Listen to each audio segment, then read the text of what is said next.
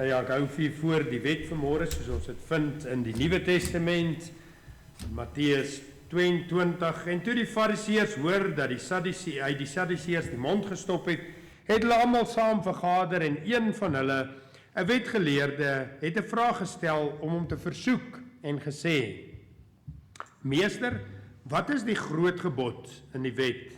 En Jesus antwoord hom: Jy moet die Here jou God lief hê met jou hele hart, en met jou hele siel, en met jou hele verstand. Dit is die eerste en groot gebod. En die tweede wat hiermee gelyk staan, jy moet jou naaste lief hê soos jouself. Aan hierdie twee gebooie hang die hele wet en die profete.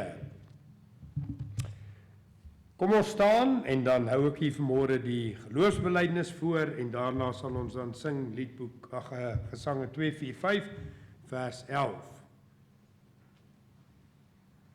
Ek glo in God die Vader, die Almagtige, die Skepper van die hemel en die aarde, en in Jesus Christus, sy eniggebore Seun, onze Here, wat ontvang is van die Heilige Gees, gebore is uit die Maagd Maria, wat gelei het onder Pontius Pilatus, gekruisig is, gesterwe het en begrawe is, wat neergedaal het in die onderste dele van die aarde, wat op die derde dag opgestaan het uit die dode, wat opgevaar het na die hemel en sit aan die regterhand van God die Almagtige Vader, vanwaar hy sal kom om te oordeel die wat nog lewe en die wat reeds gesterf het.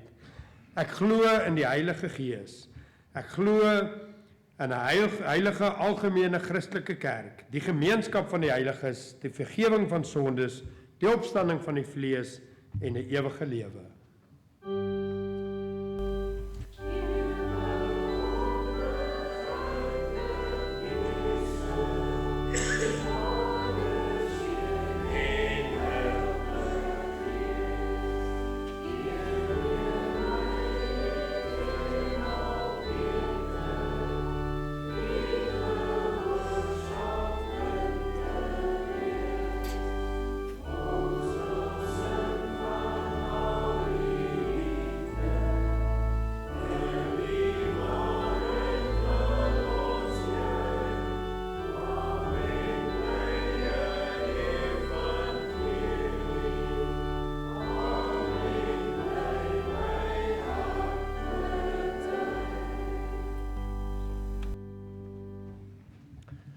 Nou jy kan die woord van die Here vanmôre weer in Genesis hoofstuk 3 oopmaak, Genesis hoofstuk 3.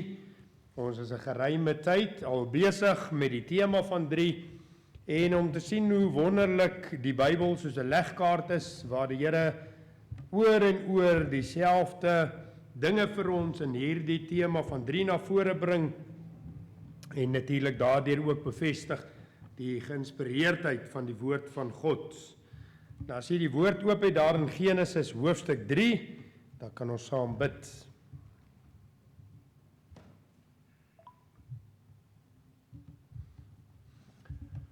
Dierbare Hemelse Vader, wat 'n voorreg vir ons om vanmôre vir U te kan aanbid. Om vanmôre hierdie woord vir ons oop te hê, daaruit te kan lees, op U staat te maak dat U deur die Heilige Gees aan ons groot en ondeurgrondelike dinge openbaar wat ons nie geweet het nie. Baie dankie dat ons vanmôre ons afhanklikheid teenoor U kan verklaar opnuut.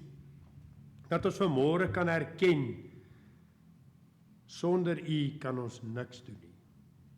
Dat ons vanmôre kan erken, ons het U nodig. Dat ons U vanmôre kan dank vir die kruis van Golgotha, waar die Here Jesus gekruisig is vir ons sondes. Vir my sondes, en waar ek daar deur die bloed verlossing kan vind, soos daardie rower, wat maar net na die Here Jesus gekyk het en gesê, dink aan my, so kon ek ook op 'n dag net na U toe kom en sê, Vader, ek is verlore, ek is regverdiglik onder U oordeel, dink aan my. En Here, dat U genade is, soos die skrif sê, want so lief het God die wêreld gehad, dat hy sy eniggebore Seun gegee het, sodat elkeen wat in hom glo nie verlore hoef te gaan nie, maar die ewige lewe kan hê. Dat daardie verlossing vanmôre vir elke persoon is wat hier sit. Elke persoon daar buite wat nog nooit van U gehoor het nie, wat sal hoor, wat sal ag gee, wat sal oorgee. Vir elke so 'n persoon is die genade deur van God nog vanmôre oop. En ons dankie dan vir hierdie môre, Here, waar ons by mekaar is as kinders van die Here. U ken elke persoon wat hierso sit. U weet wie ons is. Dawid sê, U ken my sit en my staan, my opstaan. Nog voordat ek 'n woord gespreek het, weet U daarvan. Here, daar's niks verborge voor U oë vanmôre nie.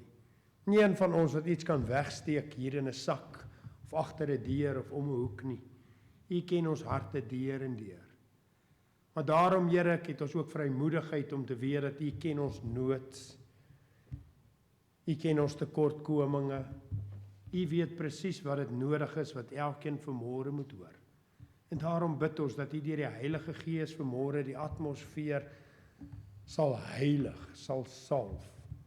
Here, dat U vanmôre sal spreek. Die Bybel sê, die Here spreek op een, ja op twee maniere. Soos 'n skerp tweesnydende swaard, as ons een kant toe sny, sny hy ook ander kant toe. Here, kom besoek elke persoon op die punt van sy of haar behoefte vanmôre. Here, ons verlange is dat U verheerlik sal word vanmôre.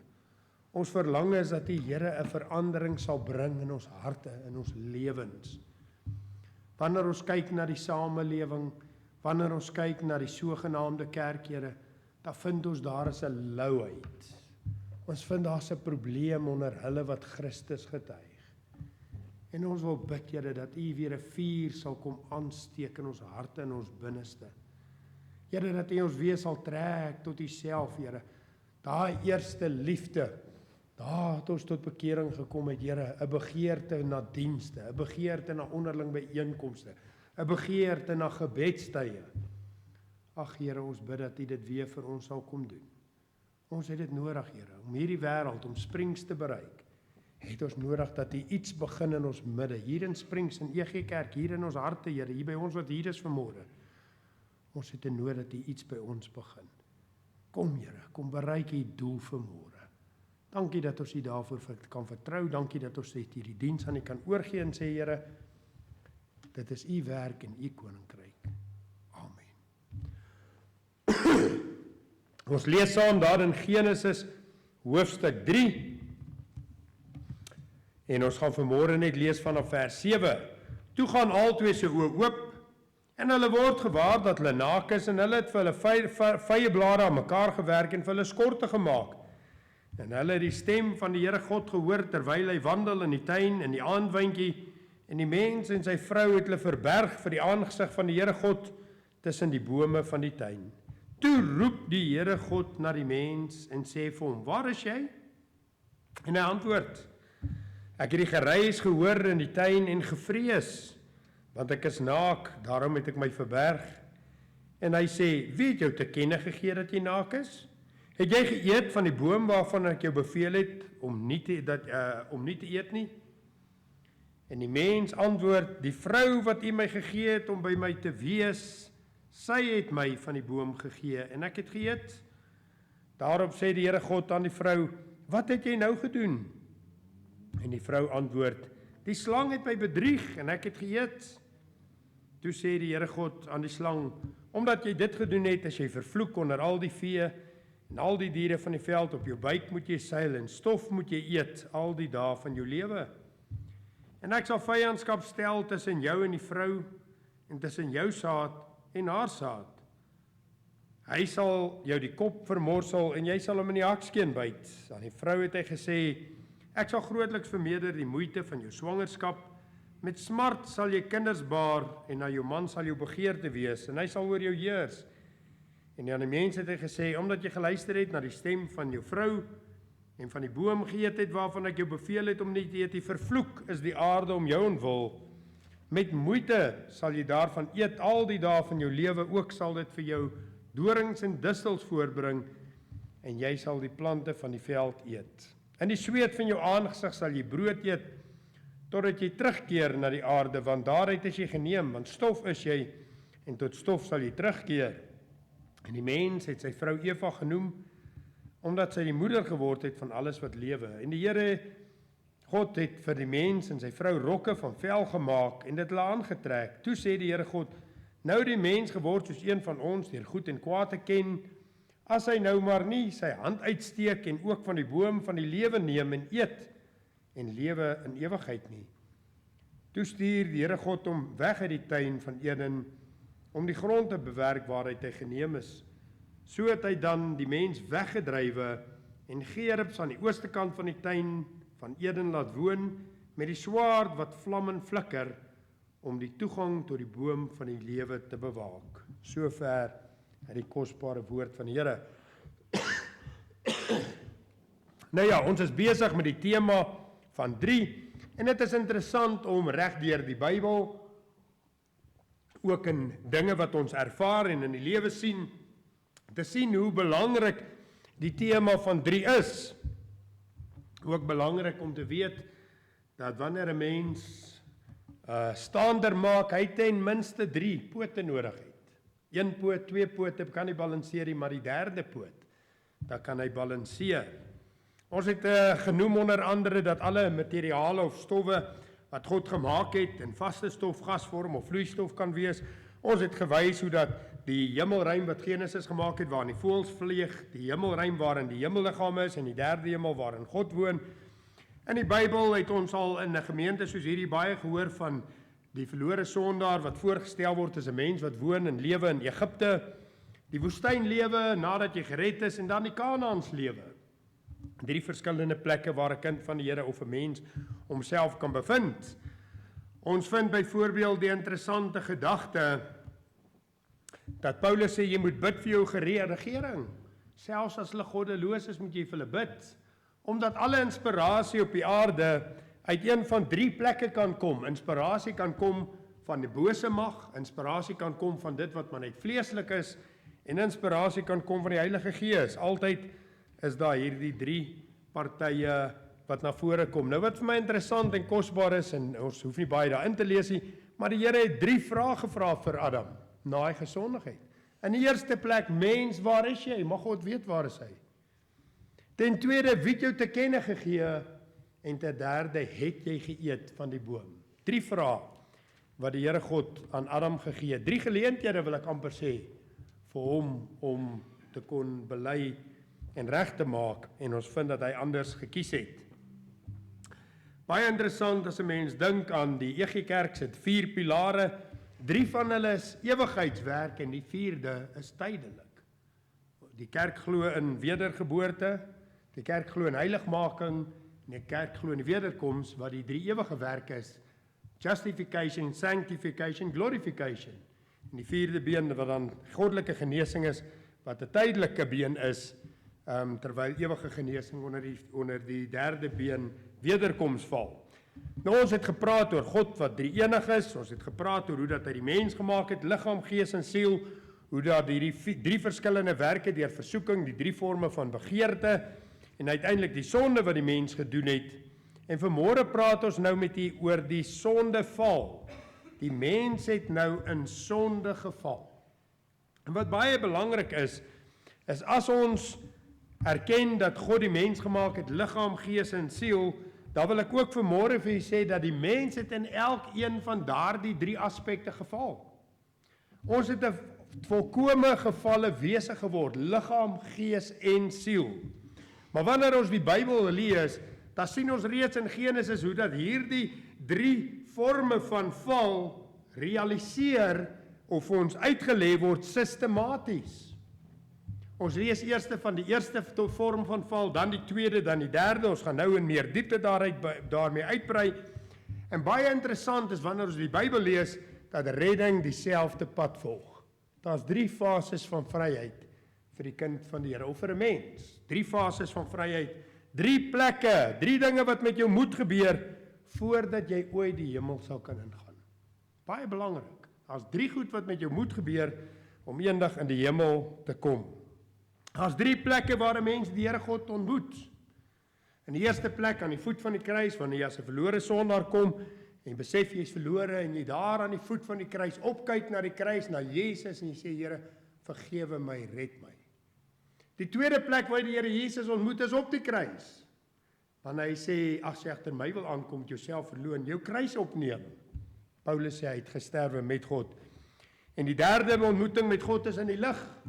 In 'n oomblik en 'n oogwink sal ons verander word en ons sal sê Tessalonisense om ontmoet in die lig. Baie interessante dinge wat ons dan raaklees rondom dit. Nou vanmôre wil ek met julle spesifiek praat oor die menseval. En die eerste ding wat duidelik is wat gebeur het, is die mens het in sy geestelike lewe geval. Hy's geskape liggaam, gees en siel, en hier in sy gees het daar ewe skielik iets gebeur met die mens. Van die sondeval, van daardie oomblik wat hy van daardie vrug geneem het, het die mens geestelik dood gegaan. Van daai oomblik af is hy dood. Ons lees in verskeie gedeeltes in die Bybel, julle wat dood was vanweë die sonde en misdade. Dood. 'n lewende dood. Dit laat dink aan die besetene van Gadara wat daar gewoon het by die grafte. Nou ja, by die grafte is daar dooie mense wat daar woon. Want hulle is daar begrawe. Maar hier vind ons 'n man lewendig, maar hy woon by die dooies. En so is elke mens vandat die sondeval gekom het van geboorte af lewendig dood. Die eerste gebeurtelikheid wat gebeur het daar by die sondeval is die mens het in vyandskap met God gegaan. Wat daar voorheen 'n verhouding met God was, die oomblik toe hulle sy stem hoor, daai oomblik toe hulle nog so aangaan, hulle het vir hulle skorte gemaak en hulle het nog aangegaan soos gister en eergister, toe hulle die stem van die Here hoor, toe sê die Bybel, toe was daar vrees. Vrees. Nou ek weet nie, daar's twee verskillende forme van vrees. Daar's 'n eerbiedige, respekvolle vrees wat ons moet hê vir ons ouers, vir God, vir die regering. Maar daar's 'n vrees wat jy het vir 'n moordenaar. Daar's 'n vrees wat jy het vir 'n inbreker, dat jy wil gaan wegsteek. Jy sien die vrees, die heilige vrees wat 'n kind van die Here vir God het, maak nie dat hy vir God wil gaan wegkruip nie. Dit maak dat hy God wil aanbid, dat hy God wil verheerlik. Maar ons vind hierdie is 'n vrees wat hulle weggedryf het. Ewe skielik was daar vyandskap met God. Waar gister en eergister gemeenskap was, het daar nou skeiding gekom. En later word hierdie skeiding dan geillustreer deurdat God hulle verwyder van die tuin. Let op die woorde, hy het hulle uitgedryf. Dis asof hulle nog 'n bietjie daar wou bly. Asof hulle nie self wou loop nie. Hy het hulle uitgedryf uit die tuin uit. En toe gaan die Here verder en in vandag se taal gaan sit hy 'n elektriese heining om die tuin. Hy gaan sit 'n gerub daar met 'n swaard wat flikker en vuur. Nou ja, ek weet nie hoeveel van u sit elektriese heininge op vir die kinders dat hulle nie kan inkom nie. Nee, ons sit elektriese heininge op om die vyand buite te hou. Ons kinders kom in, ons kuiergaste kom in, hulle word ingenooi. Maar ons sit daai heininge op. Ons kry groot honde. Dis allerlei dinge wat ons doen om die vyand buite te hou. En hier kom die Here God en hy dryf die mens uit die tuin uit en hy sit 'n wag daar, 'n seraf met 'n swaard. Sien vriende, die eerste gevolg van die sondeval was skeiding, vyandskap met God, geestelike dood.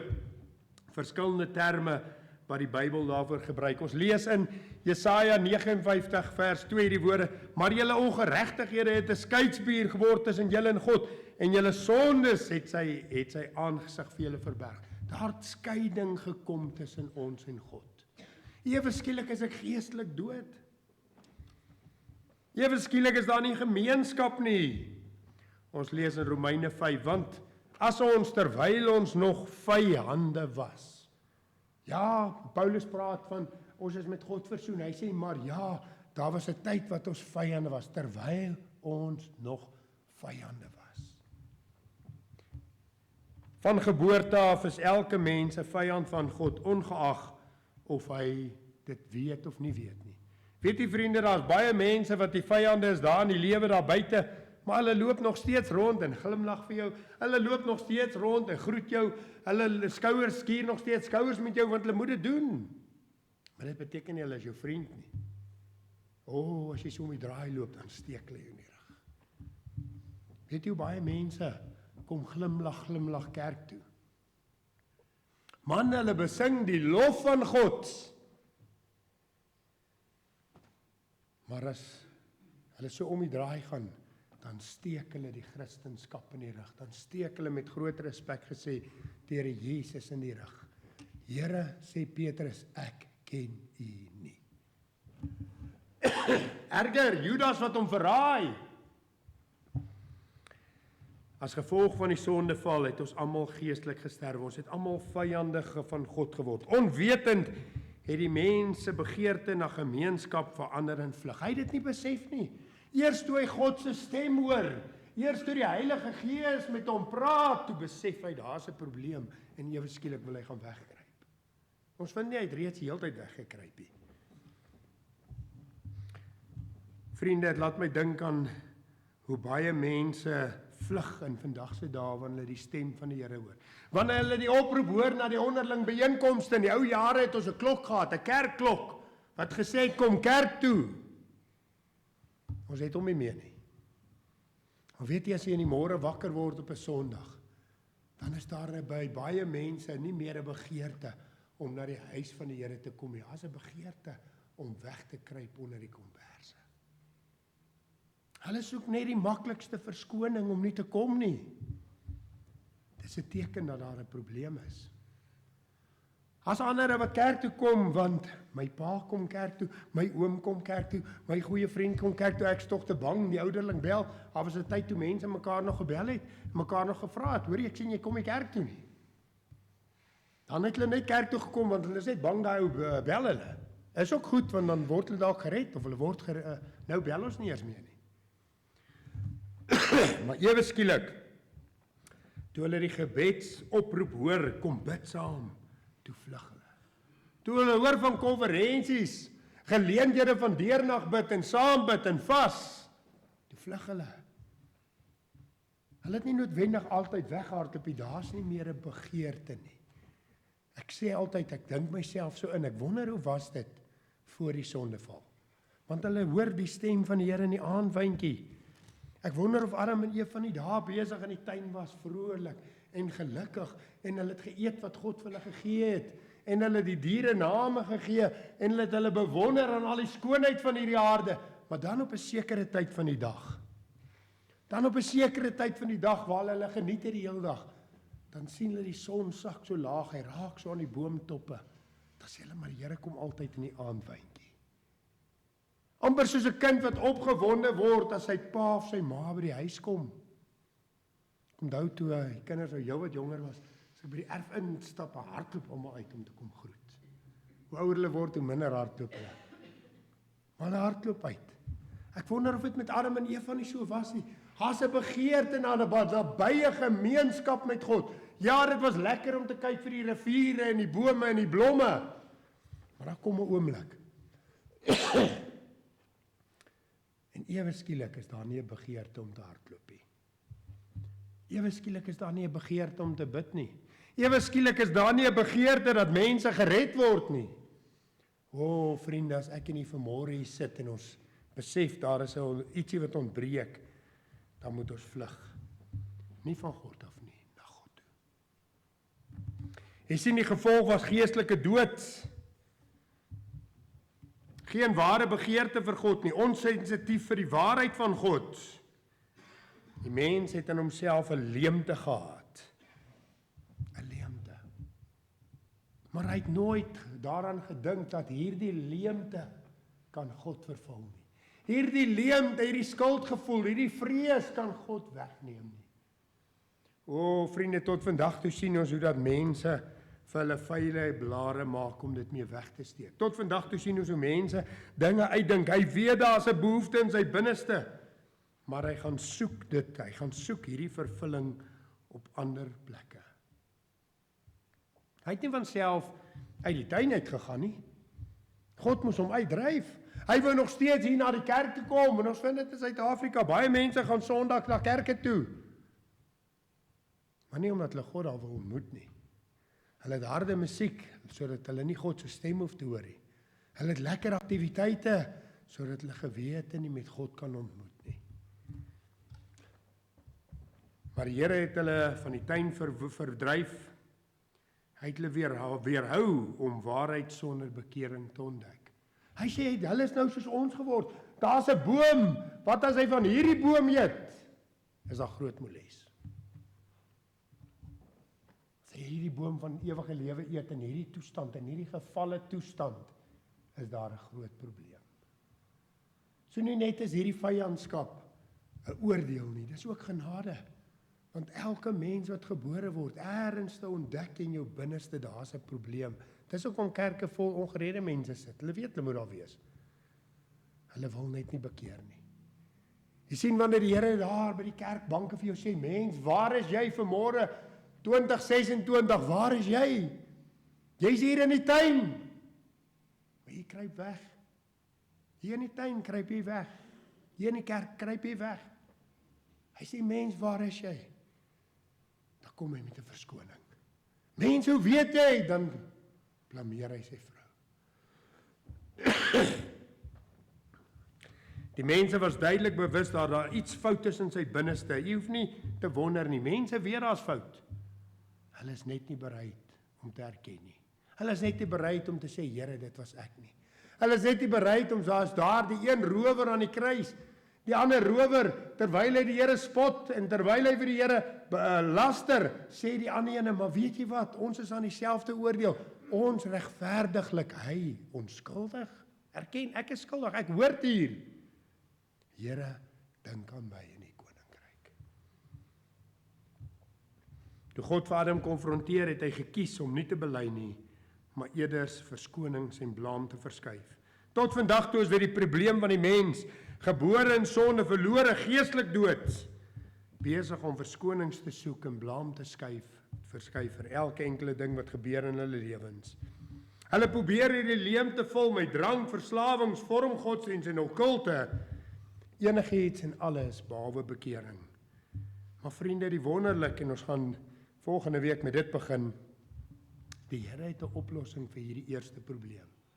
Hy het na die kruis van Golgotha gekom, om vir my en jou sonde te sterwe, sodat elkeen wat in hom glo nie verlore hoef te gaan nie. Die Here het 'n antwoord, wedergeboorte, en ons gaan 'n bietjie meer diepte daarna kyk volgende week. Nooi mense saam. As jy iemand ken wat nie gered is, nooi hulle saam, volgende week in besonder. Maar daar was 'n tweede fase van val. Nadat die mens in die eerste plek in vyandskap met God gegaan het, vind hy homself voor God, en die volgende stap is, die tweede stap is, die mens gaan toe in vyandskap met mekaar. Dit het gebeur, eers is hulle saam, Adam en Eva saam, hulle het saam vyeblare, hulle kruip saam weg, maar toe God hom konfronteer, toe gooi hy vir Eva onder die bus. Toe staan ewe skielik vyandskap tussen man en vrou. Here, die vrou wat jy my gegee het. En ons sien dit later uitwerk in Kain en Abel, hy slaan sy broer dood. En ons sien dit tot vandag toe. Hoe groot is die nommer van egskeiding? Selfs mense wat in die kerk sit. Egskeiding, hoekom? Want daar's vyandskap tussen man en vrou. Daar's vyandskap tussen pa en seun en dogter en moeder en skoonmoeder. Vyandskap.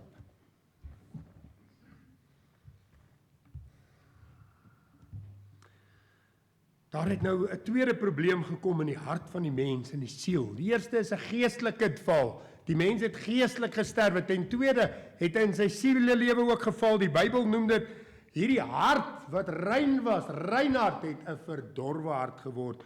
Ons lees daarvan in Jeremia 17 vers 9. Bedrieglik is die hart bo alle dinge, ja, verdorwe is dit.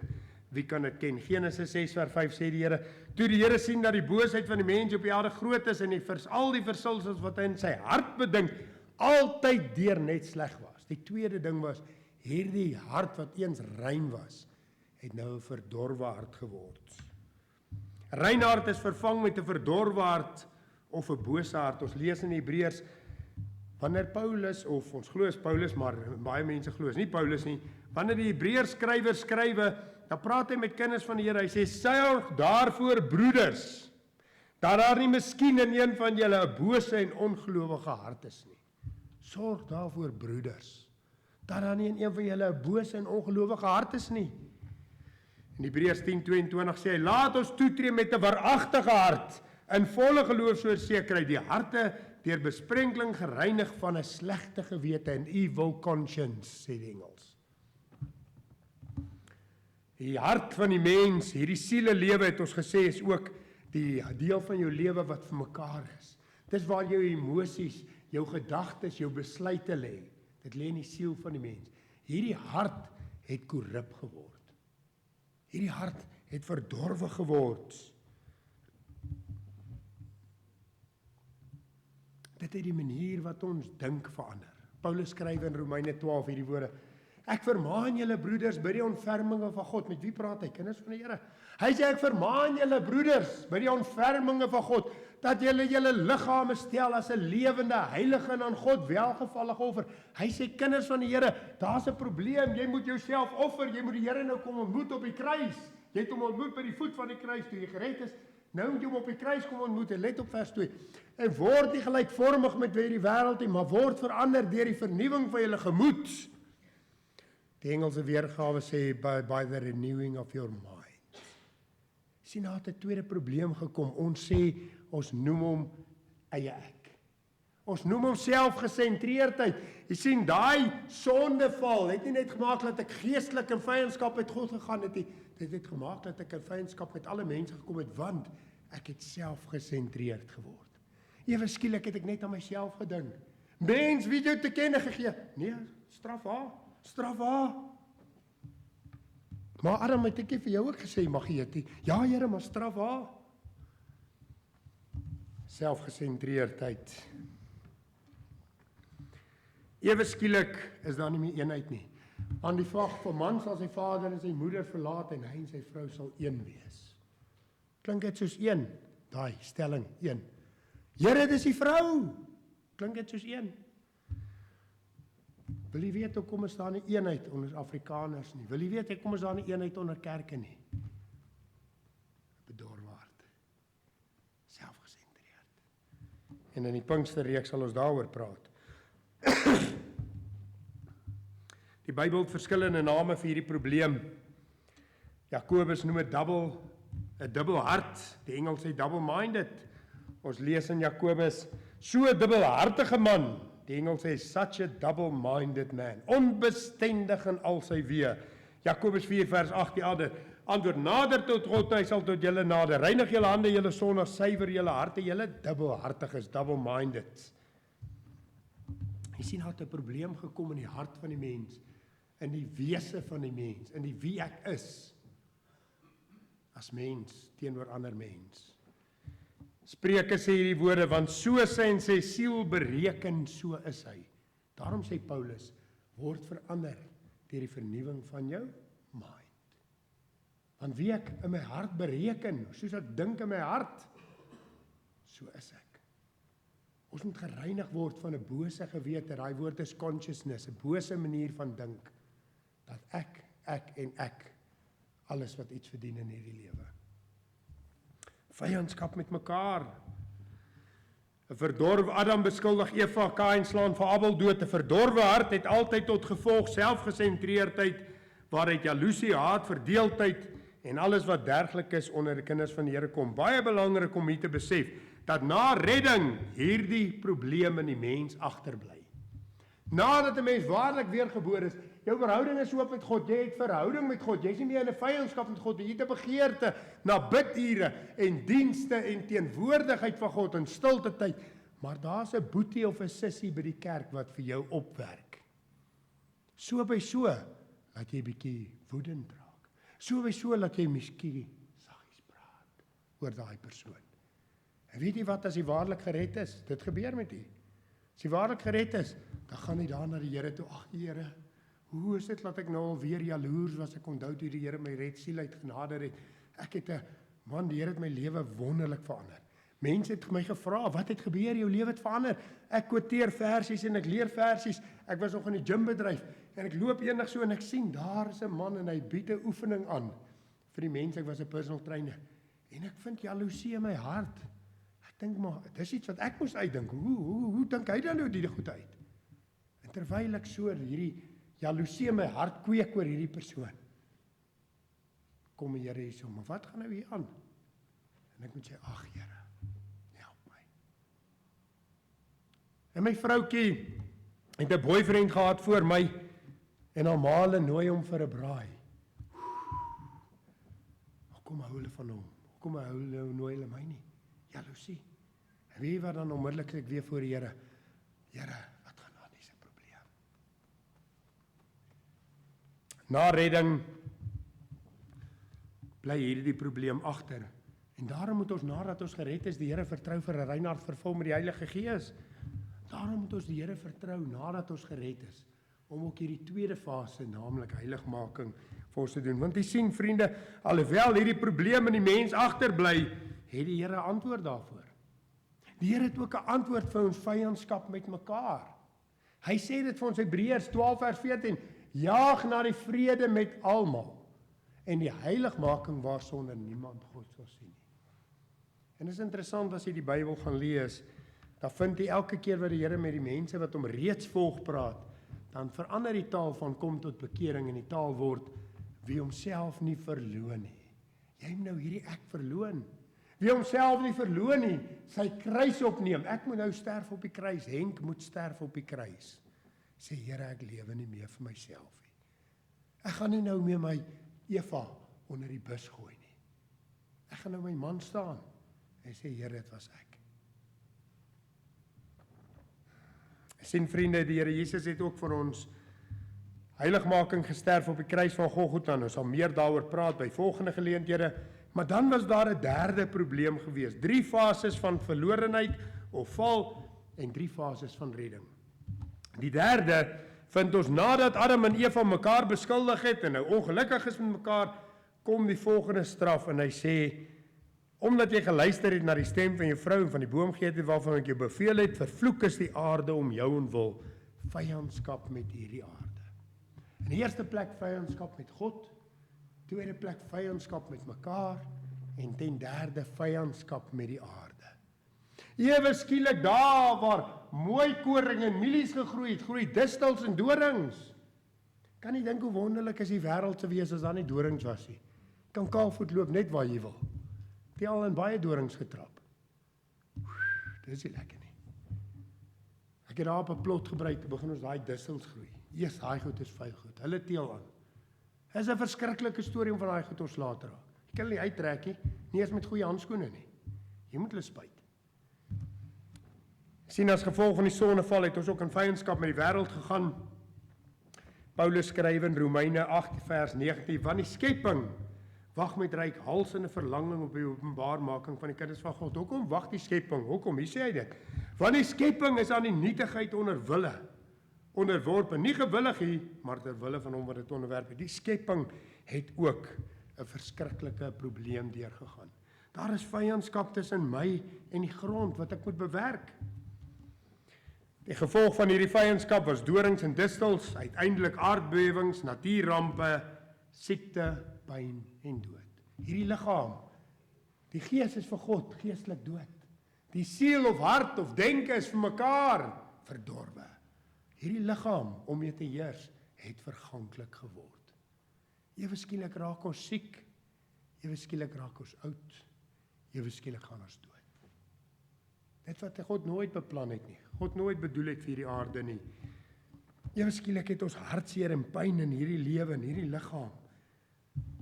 Die natuur is teen die mens en die mens het sy heerskappy verloor.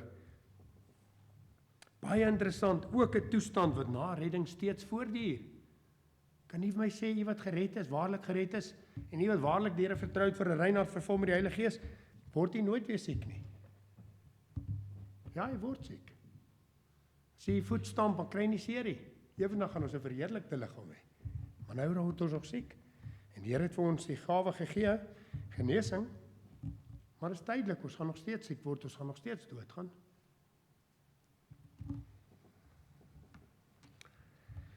Self het die mens swak en afhanklik geword, en ons vind al hierdie rampte wat oor die aarde kom, vloede, aardbewings, tornado's, hier in Suid-Afrika nie so baie nie, maar al hierdie dinge is 'n teken daarvan dat na redding daar ook vyandskap met hierdie aarde gekom het.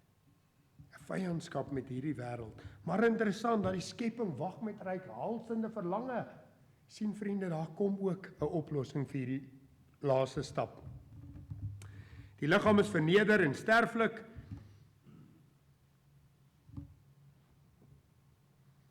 daar's baie dinge wat ons probeer doen. Mense probeer om langer te lewe, mense probeer om ewig te lewe, mense probeer allerlei dinge, maar weet jy vriende, aan die einde van die dag, die persoon wat die gesondste gelewe het, ek luister daai tyd toe COVID aankom en COVID die wêreld vol gaan en een van die eerste dinge wat ek op die radio hoor, hierdie persoon wat marathone hardloop, een van die eerstes wat dood is. Hulle het gedink hulle is fiks, hulle is gesond, hulle gaan dit oorleef. Daar's ander ou mense wat sieklik is, hulle het dit oorleef. Jy sien vriende, daar's niks wat ons in onsself kan doen om hierdie dooie gees lewend te maak nie. Ons moet na God kyk. Daar's niks wat ons kan doen om hierdie verdorwe hart reg te maak nie. Ons moet na God kyk. Hy het 'n antwoord. En weet jy wat vriende, aan die einde van die dag, hierdie ou liggaampie en hierdie aarde, daar's niks wat ek en jy in onsself kan doen om daai vyandskap te oorbrug nie. Maar God gaan dit oorbrug. Ons lees dat aan die einde van tyd lees ons hierdie woorde, sê Paulus vir ons, want soos hulle almal in Adam gesterwe het, so sal hulle ook aan almal in Christus lewend gemaak word. Hy sê daar kom 'n oplossing vir hierdie probleem. Luister hoe mooi sê dit. Maar elkeen in sy eie orde. Maar elkeen in sy eie orde. Die predikant het baie jare terug gepreek, phases of freedom. Die val het begin by ons verhouding met God, toe ons verhouding met mekaar, toe ons verhouding met die aarde. En weet jy hoe werk die Here? Hy begin redding ons verhouding met God, sodat hy ons verhouding met mekaar kan herstel, sodat hy uiteindelik ons verhouding met die aarde kan herstel. As eersteling Christus, daarna die wat in Christus behoort by sy koms. Kyk, ek deel julle verborgenheid mee, sê Paulus. Ons sal wel nie almal ontslaap nie, maar ons sal almal verander word. In 'n oomblik, in 'n oogwink, by die laaste bassein, want die bassein sal weer klink en die dode sal onverganklik opgewerk word en ons sal verander word. Filippense sê hierdie woorde, want ons vernederde liggaam van gedaante sal verander om gelykvormig te word aan die verheerlikte liggaam volgens die werking waardeur hy ook alles in homself kan onderwerp. Kan jy dit glo? Selfs daardie laaste is vyandskap. En nou, hulle daar op RSG altyd 'n program gehad, Wie is ek? Hulle het te vra, wie is ek? Julle moet net die Bybel lees. Ek is 'n gees vir God, maar ek is geestelik dood. Ek het 'n siel vir mekaar, maar hy's bedorwe. Ek het 'n liggaam om te heers, maar hy's verganklik. En die Here kom en ons gaan oor die volgende tyd bietjie met u praat oor die oplossing wat in hierdie 3 stappe na vore kom. Redding, dan 'n paar dienste oor heiligmaking en uiteindelik oor die verheerliking of die laaste stap wanneer die Here Jesus weer kom. Wat 'n wonderlike evangelie om vanmôre te sê die Here het ons so geskape en dit so duidelik vir ons in die Bybel uitgelê, hy gaan kom om hierdie dinge te herstel. En nou kom die vraag by my en jou vanmôre. Ons wat hier so sit. Elkeen van ons is geskape liggaam, gees en siel. Elkeen van ons was op 'n stadium doodgeestelik, verdorwe hart en verganklike liggaam. Almal van ons het nog 'n verganklike liggaam. Nog een van ons is verheerlik nie. Sommige van ons het nog 'n verdorwe hart. Ander van ons het dalk hartsreiniging al ervaar. Sommige van ons vanmôre sit hier geestelik dood. Ja, u sit hier in die tuin, maar u is eintlik verdrywe. Is eintlik nog 'n skeiding. En vanmôre moet ek nie eerlik raak met onsself. Waar is ek vanmôre? Paulus praat van 3 tipe mense in Korintiërs. Hy sê 'n natuurlike mens, hy's geestelik nog dood. Hy praat van 'n vleeslike mens, hy's geestelik lewend geraak, maar sy hart is nog verdorwe. Hy praat van 'n geestelike mens. Hierdie hart is gereinig en vervul met die Heilige Gees. En hy soos Paulus, hy jaag nou na die laaste asof hy dit kan gryp. Hy sê nie dat ek al volmaak is of dit al bereik het nie, maar ek jaag daarna asof ek die wenstreep kan bereik. Ek jaag na daai laaste stap verheerliking. Daai laaste stap, hy wat volhard tot die einde toe sal gered word. Daai laaste stap, waak en bid dat jy nie versoek word nie. Waar is jy vanmôre? Amen. Voordat ek afsluit 'n gebed vanmôre, wil ek tog weer 'n uitnodiging rig. U sit miskien vanmôre hier en ons gaan 'n bietjie meer in diepte dalk oor ander sonde daaroor praat, maar ons kan nie onverantwoordelik wees nie. Vanmôre sit hier miskien 'n persoon en sê, Henk, ek besef vanmôre ek is eintlik nog geestelik dood. Die Here vra vir my gereeld, waar is ek?